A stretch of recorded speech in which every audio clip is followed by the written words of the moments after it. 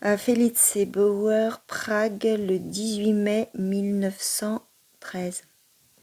Ma très chère Felice, cela a-t-il un sens? Je parle de mon point de vue.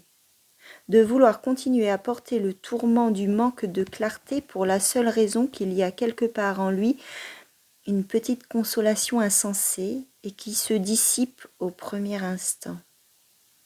Je n'attends pas jusqu'au retour de ton père. J'écris la lettre peut-être dès ce soir et je te l'envoie demain pour que tu juges. Après quoi, je l'envoie à ton père, à Berlin, ou là où il se trouve. Ce ne sera pas une lettre dont la réponse dépendra des humeurs, ou dont la réponse pourrait être formulée différemment selon qu'elle aurait été écrite ici ou là. Ça n'a pas de sens d'attendre. Ou alors ça a peut-être un sens, mais je ne veux pas le connaître. Ma chérie, je dois te faire aveuglément confiance. Et je peux le faire, c'est sûr. Mais sais-tu si tu peux avoir confiance en moi? Si tu peux te faire confiance pour tout ce qui t'attend? Et au moins à ce sujet, tu n'es pas exempte de pressentiments. Tu ne sais pas ce qui te lie à moi. Tu n'es pas pour autant une sotte enfant. Quand je suis près de toi, je ne connais personne à qui je serais plus inférieure qu'à toi. C'est la nature elle-même qui te garde. Mais tu envisages encore de m'écrire quelque chose là-dessus. Je retiens bien cette promesse. Et au fond, je suis capable de me laisser convaincre par ton plus léger hochement de tête. Il y a une énorme objection contre un certain nombre d'idées qu'on peut se faire du bonheur à venir. J'entends par là les possibilités qu'on ne peut pas penser jusqu'au bout. De même qu'on se croit autorisé à prouver l'existence de Dieu à partir du concept de Dieu qu'on possède, on peut aussi la réfuter à partir du défaut du concept. Si je t'avais connu, le passé est aussi sûr que perdu.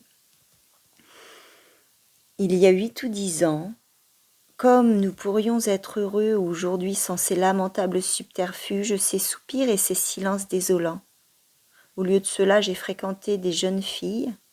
Tout cela remonte à bon nombre d'années, dont je suis facilement tombé amoureux, avec qui j'étais joyeux et que j'ai encore plus facilement quitté, et que j'ai vu me quitter, ou que j'ai vu me quitter, sans la moindre souffrance. Mais ce pluriel laisse entendre un grand nombre, parce que je ne les énumère pas nommément et que tout est fini depuis longtemps. Je n'ai aimé, pour en être ébranlé jusqu'au plus profond de moi-même, peut-être qu'une seule femme, et c'était il y a 7 ou 8 ans. À partir de là, sans qu'il y ait eu entre-temps d'autres relations, j'étais presque constamment détachée de tout, de plus en plus repliée sur moi-même. Mon lamentable état physique qui, dans ma déliquescence, comment dire cela, a précédé ou suivi, a contribué à me faire sombrer plus encore, et maintenant que je suis presque arrivée à la fin, je t'ai rencontré. Franz. En document joint, j'ai retrouvé aujourd'hui cette vieille lettre que je t'ai adressée en des temps plus heureux, plus malheureux. Qu'en dis-tu? Réponds-moi comme tu m'aurais répondu jadis.